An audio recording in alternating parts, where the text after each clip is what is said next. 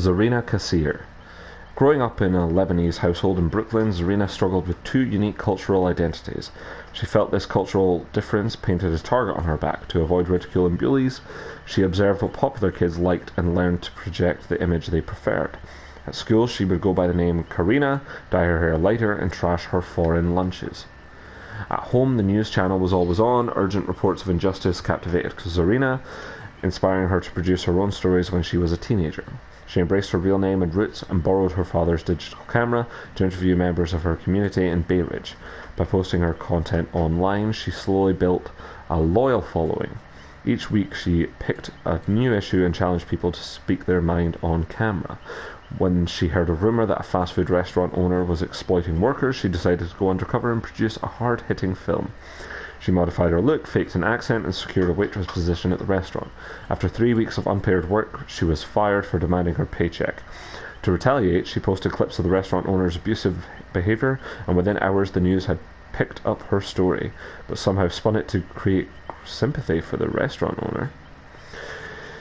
Embittered by the experience, Zarina committed to become an independent producer and filmmaker. Her first feature film was for a competition at school inspired by an English class poem about Sacco and Vanzetti, two Italian migrants controversially executed for murder. Her film won first prize and launched her as an uncompromising documentary filmmaker.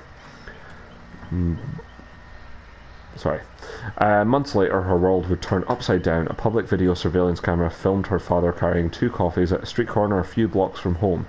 A tall, hooded man stood behind him. The man shouted something at her father, who took a step back, startled. Suddenly and unexpectedly, the man pushed him in the street as a car sped by. His death sent a shockwave of anger and pain that left Zarina in pieces.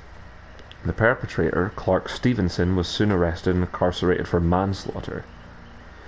Zarina became obsessed with Clark. His gang IR-28, his short prison sentence, his apparent lack of remorse. A year went by, and she had uncovered enough about Clark to shed more light on his crime. With the last of her inheritance, she bought a new camera and a plane ticket to Nebraska and bribed the warden at Hellshire Penitentiary to let her interview Clark. She filmed their first meeting and asked him about her father and his gang and his violent tendencies.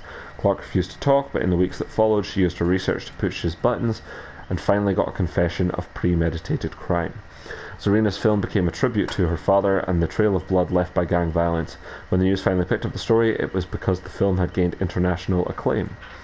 Some inmates contacted her when they heard about her documentary. Most of them shared eccentric anecdotes in hopes of being filmed, but one story stood out from the rest. An entire wing in Hellshire Penitentiary was sealed off because of the Mad Mick massacre. The official story was an Irish outlaw had heartlessly slaughtered the warden and his guards. From working on her Sacco and Vanzetti film, Zarina knew that the official story wasn't always the true story. She investigated Hellshire's records and found an Irish-American inmate sentenced to 20 years for assault in 1860. According to the penitentiary's blueprint, the sealed-off wing was part of Hellshire's original infrastructure. If she reached that sealed-off section, she could shed some light on the Mad Mick story. All she needed was a way in. Next morning, she was joining the Hellshire Penitentiary walking tour. She blended into the crowd of jet-lagged tourists and veered off when they headed toward the kitchen. She'd memorized the blueprint and knew exactly where to go and how to avoid surveillance cameras. An unexpected security detail nearly cut her investigation short, but she was able to hide under an old, dusty prison bed. When the guards disappeared, she continued her search and finally found Mick's cell.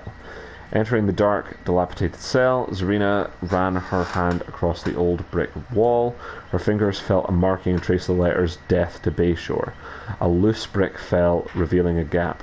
She inserted her hand. Fingers landed on a piece of cold, cracked metal. She fished it out, an old, rusty wrench. A damp chill ran down her spine, and she looked down. A man lay at her feet, bleeding, his limbs contorted and his eyes dark and terrified. Her father's eyes.